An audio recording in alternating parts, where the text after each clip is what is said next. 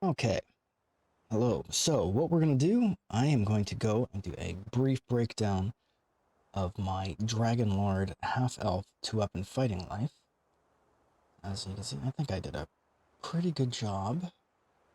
Let's see if it's... Oop, no, didn't want to do it. Alright, I was trying to zoom in on her a little bit, but I think she turned out pretty well.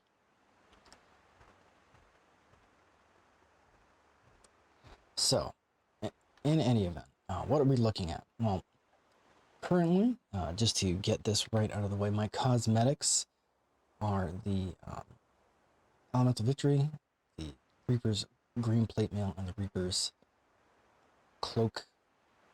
And occasionally, I had these on as well. These are the Cosmetic Enduring Convictions. This has got the new Solar Flare effect on it, which I think is pretty amazing. See right here. The flare, the sunspots moving around, and the flare that comes up from the helmet, pretty rad. Anyway, so I'll take those off for now, just so you can see the weapons when I swap around. Currently, these are my old green steel long swords that I made ages ago. They didn't see a lot of use, but because they're outdated at this point. But why can I not turn around? There we go. But they turned out pretty well. Anyway, so how did I do this? Well, let's have a quick look. We're gonna do a quick breakdown of how I spent my points and how I did it. Now, one thing I should specify, this is a half-elf build, and it is a specific half-elf build. And the reason why it is a specific half-elf build is because it kind of doesn't work any other way. This is sort of like when you've got a bunch of racial points, you have to do your half-elf past lives, what can you do with it? Well, this is the answer I came up with it. And so what I did was my dilettante is in fact ranger. Like, ranger? Why ranger? You're not going to do any ranger on a dragonlord. That's true. But what I did have was a 12 or so racial action points. And then, so what I did is obviously have to take these skills up, but ranger will allow you to take strength in its tree. So you can take strength out of here. I took the concentration and intimidate, because why not? Prove recovery. The bow damage doesn't mean anything, but it's situationally useful for those rare moments when you need to use a bow. A little arcana just to help with later on when I needed spell points. So obviously the 2 strengths. Now, the reason I did this, you get all the way up to the top here, is because you're trying to get all the way through to ranger to get to this Tempest. Gain 10% chance to make offhand attacks when dual wielding. You can't take this at the time as Tempest in the ranger tree. Now, sounds dumb. You're like, man, it's a heavy, it's an 18 point spend in this tree, which means like your 12 points plus 6 more. True, it is. It was kind of a heavy spend, but by doing this, when we go over to, where was it, over here in the dragonlord tree, death strikes, 10% offhand strike chance. So what happens is you get 10% offhand here, you get 10% offhand up here. That gets you to 100%. And by doing that, I was able to get to 100% offhand strike chance by level 15, which is something even a Tempest can't do until level 18. So that was kind of a big deal. And you think, well, you know, you don't really need to do that because 10%, like, whatever, who cares, right? The thing is, a 10% bonus to DPS is a 10% bonus to DPS. That's a lot of DPS, as I found out. So anyway, this is very much identical in almost every way to the way I did my build the last time for dragonlord. However, I skipped lead the charge this time because I just felt I didn't need it. You know, you have Flight of Kings, so like this kind of was moot. Like, I guess it's just in here to fill the tree, but like realistically, I never needed it or used it. So again, 2 points in Unbreakable Will. Were I doing this over again, I'd expect my Reaper points a little differently, to lean a little more heavily on my reflex save. But it wasn't that huge of a crisis. So again, Battlefield Tactician all the way up. Dragon's Protection all the way up. Everything all the way across the top on tier 5. Obviously, you always take Dragon's Roar. It's the defining core feature of this class. Always haste boost. It's the best action boost in the game. Might and Order, because of course you want this. It's your strength boost. I took a couple of points of strength here. And of course you take Conqueror, because that's banging. And then over here, again, very, very similar, if not identical to the way I did this. by the end of my last dragonlord life. I didn't take hate and mutilate because I just found they weren't all that useful. At least not when I could get do you like pain, I like pain, and I hit back, and then that allows me to take slaughter and laughter. Then of course you take draconic power attack, take I at least took 2 extra hardy rages for action boosts, cruel cut, festering wound, and dismember. This still has some limited functionality even in epics, so that's kind of handy to have. If nothing else, it lowers their saving throws, because I'm not sure, but I think the dragonlord might be a fort save.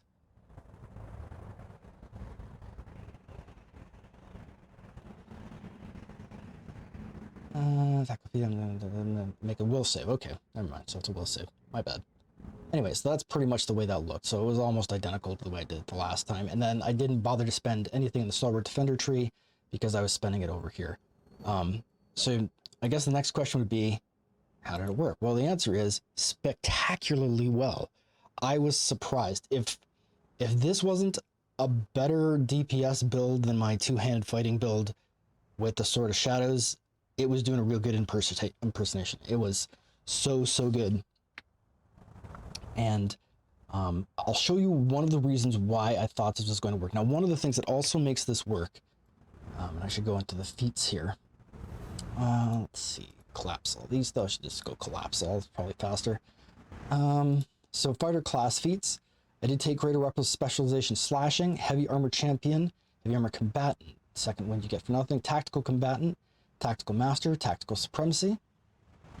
Truth of One's Might, Thraxada's Instinct, and Vela's Fury were the ones I took for Dragonlord, again, special specialization slashing.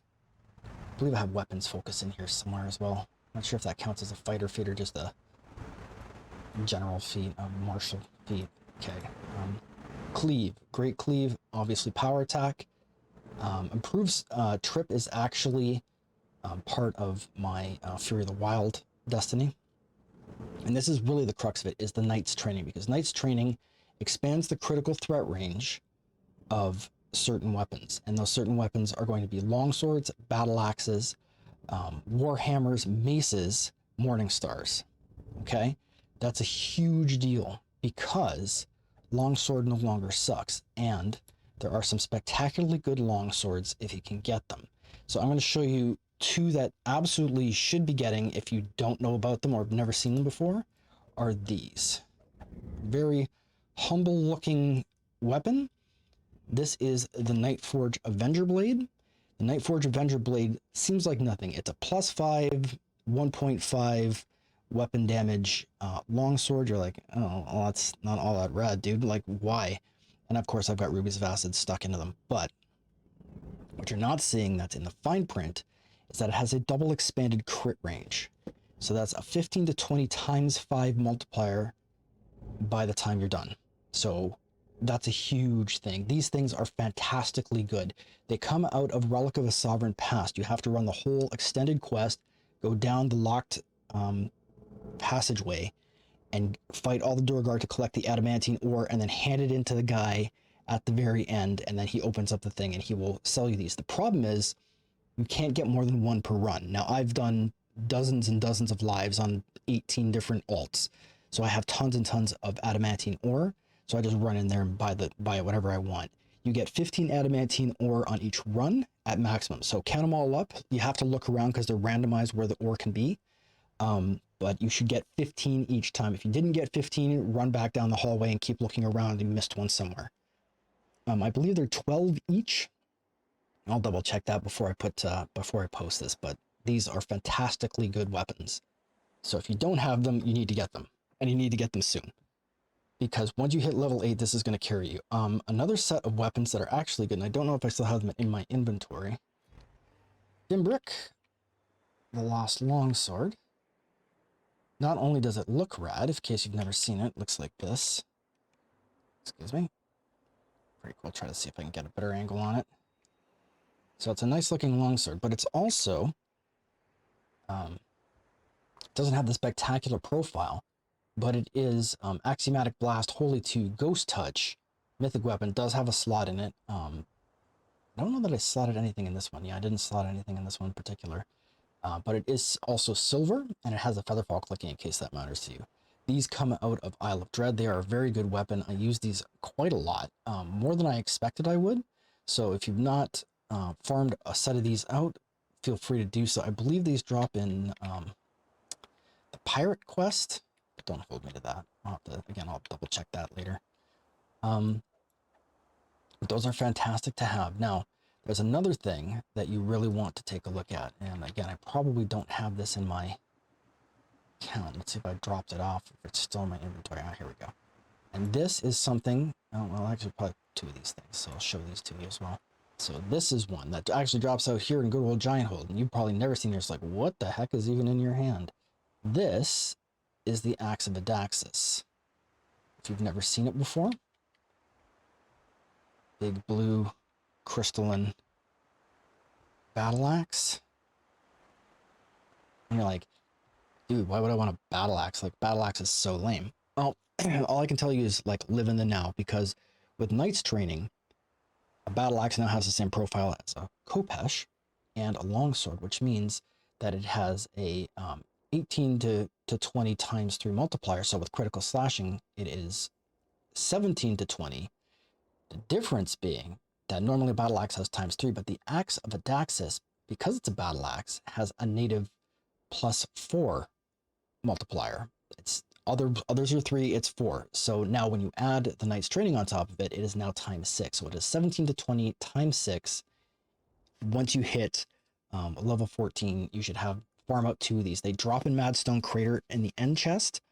I've been throwing these away and putting them on the auction house for a year now. I'm kicking myself because had I not, once I hit level 14, I would have just straight up taken these and been done with it. But they're fantastic. They also do come with 2 slots, and its base damage is actually D10 as opposed to D8. So it's got the same. A lot of people think it's a Dwarven War Axe. It actually isn't. It's a battle axe, and that's a huge advantage for Knight's training. It also has a native 2-point weapon damage multiplier, which normally they would not at this level. I think it would be like 175. It's exactly not as much as the Serenian weapons that come out of Sharn. Like at level 15, they go to 2D weapon, but this one has 2D weapon already, so it becomes 2.25 when you add everything in, which is pretty amazing. So I've got 2 of these, and that's super sick. And then what I was using in my offhand is this little guy. It looks identical to the Nightforge blade, except that the blade is a little lighter, because the Nightforge weapons are adamantine, so that's handy for beating up on construct. But this is the Watcher's blade. Most people have probably never seen this thing. It drops in Delirium, I believe, or Acute Delirium. I can't remember. There's Delirium, Acute Delirium. I believe it's Acute Delirium because it's the second chain, so it's Acute Delirium, and it drops in the end chest, so it can be a real pain in the backside to try to farm this out. And you're like, okay, so it's another BS longsword, but it's a 2D weapon thing because it's a minimum level 16 standard profile, but it has a native ×3 multiplier, which means that again, with Knight's training, it's now ×6 multiplier. So that becomes a huge deal. Also, it has heightened awareness, so that's your insight bonus to AC. It has curse spewing and exceptional wisdom. So if you've got, for whatever reason, you need wisdom on your build, it actually is adding exceptional wisdom. What it also does not list is that it has an unlisted effect on a critical. It saps the target, and sap makes things dazed. So it's additional crowd control. So I used Axe of Adaxis main hand and then Watcher's Blade in my offhand from 16 onwards. So that works spectacularly well. Again, armor sets were as you find them. You know, Barovian set at level 10, whatever, Feywild before that, and then Saltmarsh before that. Once you get to Sharn, then you switch to your Sharn sets, whatever is your fancy. I use the Enforcer set. Your mileage may vary. But honestly, because this is like a DPS focused, I would recommend going the DPS route and just going all in to try to get as much damage as possible. You still have pretty good tankiness. It is a dragonlord, so you're not like hopelessly soft, but it is better to have more offense and just knock stuff down as quickly as you can. So that was kind of how I played that whole thing out. But again, you want to, like, the weapons are helping a lot So make sure Nightforge Avenger Blades, the best long swords you can get. There are very few named battle axes. I think Uncor's Cleaver out of Sands is like one of the few battle axes. You could do this entire build using Warhammers and Icy Bludgeon. It would be a very similar result, but again, there are very few named Warhammers, although Whelm, I believe it's Whelm, is the one out of White Plume Mountain, and it's a very good one as well, but at like you hit level 20, there's nothing, you know, so... And the only other thing would be at level 23, you might be able to massage yourself a Morn if you got spectacularly lucky running Caught in the Web. But again, that's pretty rare. They were a very rare item back in the day. And then ethereal weapons out of Borderlands. You could get yourself a couple of ethereal Warhammers, which are not terrible either.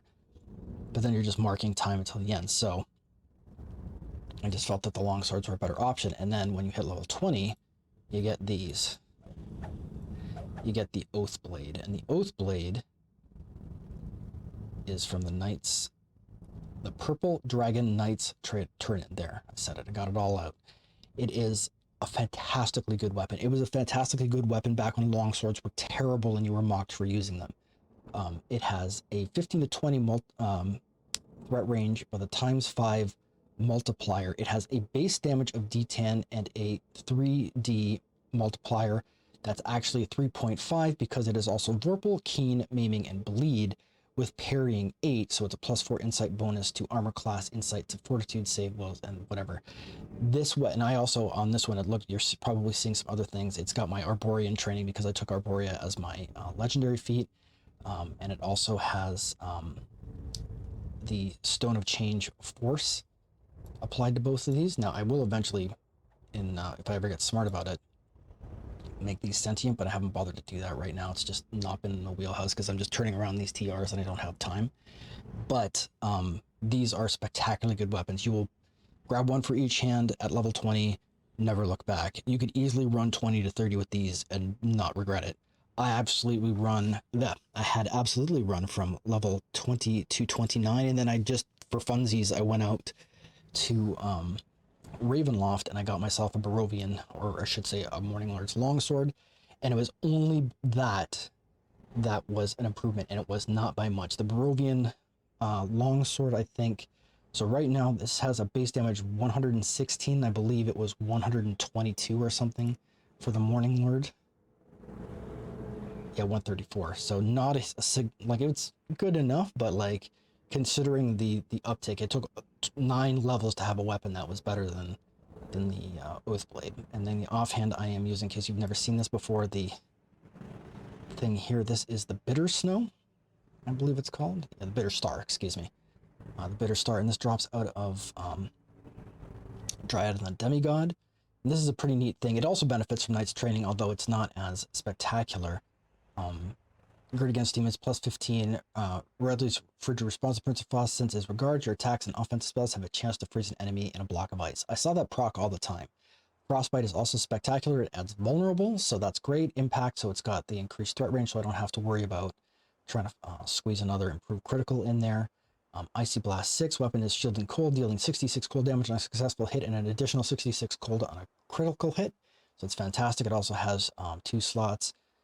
Red and orange. I didn't actually slot anything in it, but this was what I was using at level 29, and it was a rampage. So again, really, really good. And my standard setup, it's a tiny bit different than what I did on my original dragonlord, but not a lot. So just to do a quick run through, right now I am using Epic Boots of the Innocent. So that's resistance 11, speed 15, Vertigo 12, Stunning 12, Shatter 12, Greater Heroism. So these are fantastic. Arguably the best Dragon Lord boots you can get, because all of your tactics is on one slot, plus speed and resistance. Pretty amazing. Also Greater Heroism, always on, fantastic. Still using my level 15 Hammer Fist. If I had the epic ones or the legendary ones, I'd be using them, but I can't pull them, so I'm still using just, the good old heroic Hammer Fist, simply because Insightful Double Strike and Combat Infusion and Insightful Deadly are really hard to come by anywhere else, so there's nothing really else to use as a glove slot, so I just use these.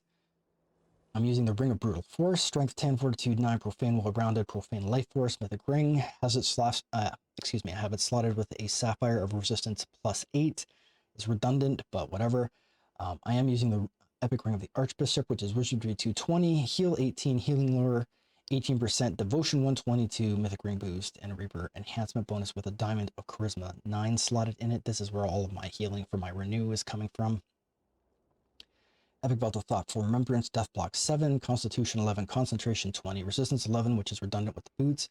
It does have Dodge 11 and Greater Regeneration, so that's a fantastic item. Up until level 27, I was still using the Bronze Dragon Skill Belt, so take that with a grain of salt. Salt Iron Bracer, Insightful Strength, Sheltering 24, Fortitude 9, Vitality 32.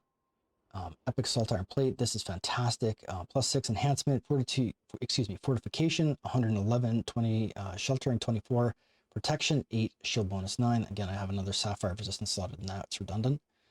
Epic Amethyst Loop, True Seeing, Blindness Immunity, Search, Spot, and Reflex 9. The Topaz of Death Block.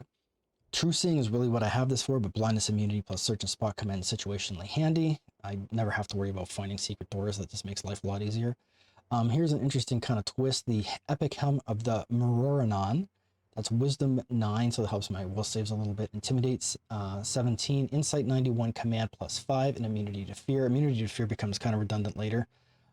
Because your first point in, what do you call it? Legendary Dreadnought makes you immune to fear.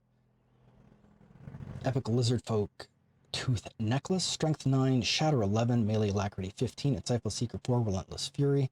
I have it soldered with a Sapphire of Defense 24. And then the Epic Crocodile Tooth. Normally you would only use this on a range tune, but I found that in some of these builds, it's particularly handy to have stuff not run away from you. So crippling, so it slows their movement. Armor Piercing 15 is always great. Accuracy and Insightful Accuracy. So that's a +22 bonus to accuracy, which is awesome. Green Augment Slot has a Sapphire False Life and a Diamond of Intelligence 9. Again, it helps me search a little bit. And lastly, the Epic Sailcloth Cloak. Dexterity 9, Insightful Deception 3. Accuracy 15 is redundant. Deadly 8. Sapphire of Heavy Healing Amplification. That's what I have. So that's what I was rolling with in my Epic equipment. And we'll just do a quick run through our destinies here. So what I did, most of this now was in Fury of the Wild. I only had 21. I did this a little bit differently. I was like trying to get it to work in Legendary Dreadnought, but ultimately I found that Fury of the Wild is the way to go. So I have my standard 8-point setup over here in Unyielding Sentinel. So the first 2 cores, then I always take Divine Energy Resistance and Renewal, and then 3 Embrace for Impact, just because I had to spend a point somewhere. I did in fact take all the cores in Legendary Dreadnought. I don't think this one does anything terribly exciting. First person down for D10 blood down for character level skills. So I could have taken this, but I didn't feel these cores were really adding that much. I felt that the cores were giving me more out of Legendary Dreadnought than they were. So I took all the cores in Dreadnought, even though I only went to 21 points, and I spent Tactics DCs. I took Dire Charge, never used it. Maximum hit points, healing amplification, melee and ranged weapons gain ghost touch effect, +1 imbue dice, 6% double strike and double shot, and then power attack active, you gain +6 critical hit damage, +6 to your confirmation rolls. So I took that instead because I always have power attack on. Right, and then over here I took the first core here and then skipped all these because these were in consciousness range and I didn't care that much about them. Because you have tons of hit points and lots of healing, so you're never really that close to being dead, or you shouldn't be. Quick Cutter. This is interesting. Cleave Attack. This attack strikes all enemies around you twice. When you activate this ability, you gain Quick as if you successfully strike a target, and all enemies gain Cutter. Quick. 6% dodge, duration 9 seconds. Cutter. 3d6 slash damage per character level for every 2 seconds. Stacks 3 times. Stacks with 200% melee power.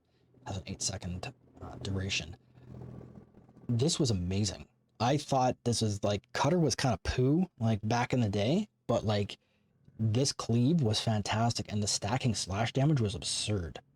So I wiped out so much stuff with Quick Cutter, it beggared belief. I was like, I couldn't believe how good it was. So if you're sleeping on Cutter, don't, because it's a good time. +2 to trip DCs, Mantle of Fury, which is what I ran in the whole time, Primal Scream, Bird Against Demons, more useful than you think. Embrace the Pain, when you drop below 40%, hit points, you immediately heal 2d10 positive healing and continue to do so every 6 seconds until you are over 40% hit points. This healing scales with the highest of 100% positive spell power or 200% melee power. This is handy. And then a pure spirit of the beast +4 attack bonus. Rank 3, gain the effects of Rand's Might and double animal effect gross when are cast on you. I could have done these with scrolls because I do count as a ranger because of my dilettante. However, I never used that, so it was mostly for the attack bonus and because I needed to get up to the next tier. Also, sense weakness +6% fortification bypass. Your Fury of the Wild Destiny Mantle grants you an additional 9% extra damage to helpless targets. Bearing in mind that my Dragon Roar also makes targets helpless. When they're coward, they're also helpless. So that stacks. Top dog, you gain the improved trip feat. Bear in mind that it gives you the feat, and once you have improved trip, your other trip stops working, so make sure you drag it onto your hotbar, as I found out, otherwise it's not going to work. Voice of Fury doubles the damage and stat bonuses of your Primal Scream. If Adrenaline or Quick is active when you use Primal Scream, the damage is tripled instead, and nearby enemies have a 75% chance to become confused for 3 seconds with no save. Adrenaline and Quick are consumed. This was amazing. I made this a point to run in, use Quick, hit my Scream, everything, wiped out a bunch of stuff, actually did a lot of damage, very surprising. And then I would move on to killing stuff again, so it was pretty great. Primal Force, +4 attack bonus, and +6% fortification bypass. Rank 3, while 2-weapon fighting or an animal form, gain 2% damage with all attacks. This was pretty rad. One of my personal favorites, Unquenchable Rage. Reduce all damage except Untied by 15% for 5 seconds after you consume a rage charge or use Primal Scream. You also apply the effects of the heal spell to yourself, which scales with melee power. Again, amazing. To be able to pop that heal because that gets rid of all kinds of nasty poison, exhaustion, bleed effects and whatnot, so that's great. And then lastly, at the end, I took Lore of the Wilds. Every 2 wilderness lore feats you now have now guarantee you a +1 primal bonus to maximum hit points. I don't know why I took this because I'm a fighter, not a barbarian, so I don't actually have wilderness lore, so I probably should have put that into like Scarred by Chaos, gain 50%, +50% hit points and 10 physical resistance rating. This was just a mistake on my part, but I took these at the very end and I wasn't really paying attention. Unbridled Fury, when you gain +1000 unconscious range and 100% strike through every 5 seconds, you heal for 10% of your maximum hit points, gain the adrenaline and quick effects, and the cooldown for the greater leveler resets. Nature's Fury, with 2-weapon fighting, 2-handed fighting, or on an animal form, you gain a +1 bonus to your critical multipliers and rolls of a 19 or 20. A Great Leveler, +500 to hit. You stop in place to create a shockwave that blasts all enemies in a short line. Size of the line triples if Adrenaline or Quick is active, consuming those effects. Applies trip to all enemies struck. DC is 20 plus highest of strength dex con plus trip DCs. Unless you make a reflex saving throw, targets who make their save are still tripped for 2 seconds. So it trips them for a long time or trips them for a short time. Again, I only used that like once or twice because I only ran one quest after I took level 32, and that was it, just to make out my time on the stream. So that's pretty much the way everything played out.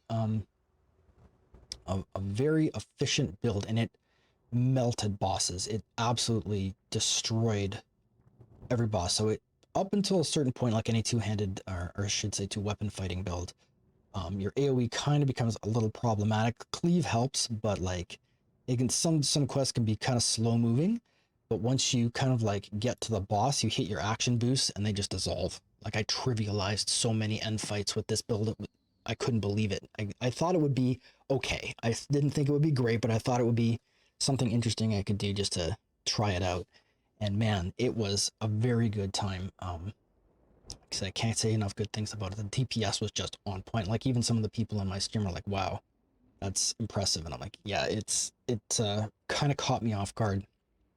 Another thing I would like to mention is that if you're using the dragonlord's might and order, or whatever their trance you're particularly using, that effectively compensates for any of the damage you would have gained in like Tempest Tree, so it really makes up for a lot for your offhand and what have you. So that's quite good. I don't know that this isn't, at least the way I have it, and again, this isn't for everyone. This is again specifically for people who have like a bunch of racial points and haven't tried half elf and want to try something maybe a little bit different. This is a good time, but the way this build worked out, I'm not certain it isn't better than Tempest. As we know, Tempest is kind of an old tree and hasn't really aged all that well. But man, this was fantastically good, like really, really strong. And I can't remember if I died, it was something dumb. Like I think I died like early on, like level 4 or 5, something stupid, like a Reaper. Like it was 3 Reapers and something else. Like otherwise it was like almost unkillable, especially once you start to stack up second wind. By the time I got into epics, I was basically not using second wind. I didn't need it. And I kept forgetting I actually had it. I'm like, oh, my hit points are low and I'm on cooldown. I'm like, oh right, I got second wind. So yeah, that was a very good time. So this was something worth considering. I'll post this sometime in the future. I still haven't actually posted the Sun Cleric build yet, so if you see the Sun Cleric build, this one will be coming on the heels afterwards. But that's it. Yeah, so 2-up and fighting half-elf dragonlord, great times. Give it a try if you haven't already, but that's it for now. I'm going to clean up my cache and TR, and I will see you again. If you feel the urge to see me in person or laugh at my gimpness, you can always stop by Beast Guitar Gaming and see me on Twitch. But until then, I am out of here. So, take care.